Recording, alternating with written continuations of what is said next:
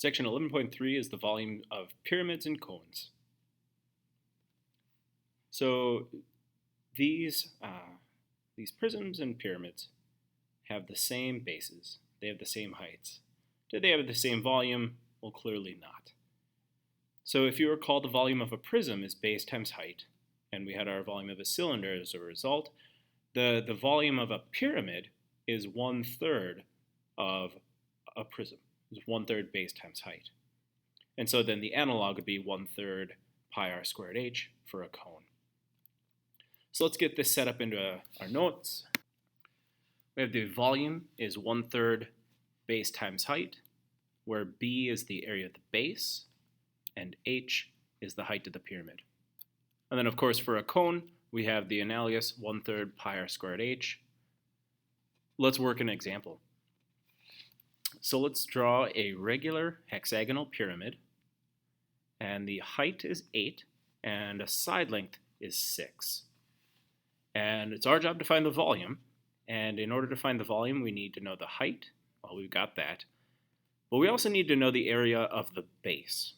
Now, the base is a hexagon, and we know the area of any regular polygon is 1/2 apothem times perimeter. So how long is the apothem? Well, we can take a cue from these 6 triangles that are formed. The angles, the central angles, would be 60 degrees because 360 divided by 6 is 60. And then if you drop the apothem, we see that that triangle is half of an equilateral. So in this case, in the specific case of a hexagon, we have a 30, 60, 90. The side length is 6, which means the short leg is 3, and the apothem then is 3 square roots of 3.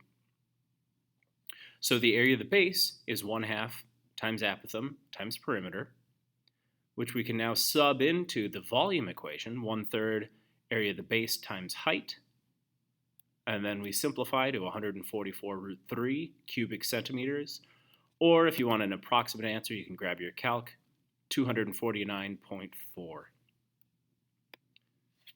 Next example, let's say a cone has a base radius of 3 inches and a volume of 24 pi cubic inches. Find the height. Well, let's set it up. We've got our formula, 1/3 base times height. In this case, it's a cone, so the base is a circle. Let's substitute in what we know. We know 24 pi and 3, and then we'll solve for h. Before doing that, we'll just kind of clean up this 1/3 pi times 3 squared. I know 1/3 times 3 squared is just 3, so that'll simplify. And then we'll divide through by pi on both sides of the equation, and we can divide by 3, so we get a height of 8 inches.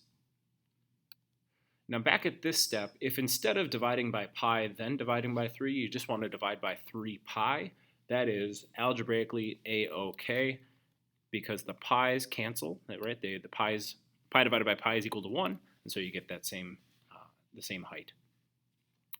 And then last example, let's take this triangular pyramid. You'll note that it has a right angle in that bottom left corner. We've got a 45-degree angle, and the hypotenuse is 10. The height of the pyramid is 12 centimeters, and we want to find the volume. Well, if you just consider the base, let's turn a bird's eye view of that base. It's a right triangle, and 45 degrees, well, the triangle sum conjecture says that the other angle has to be 45, because 45 plus 45 plus 90 adds up to 180.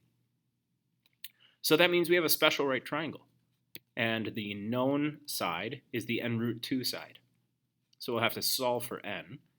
We'll divide by root 2, and then we'll rationalize. We get that n is 5 root 2. So that's how long the sides are in this triangle. And we can now use that in our formula. Volume is 1/3 area of the base times the height of the pyramid. We've got 1/3 times half base times height. So in this case, 5 root 2 times 5 root 2.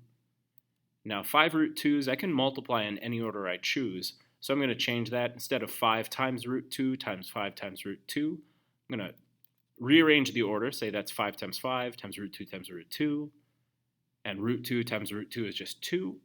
Eventually it simplifies to 100 cubic centimeters.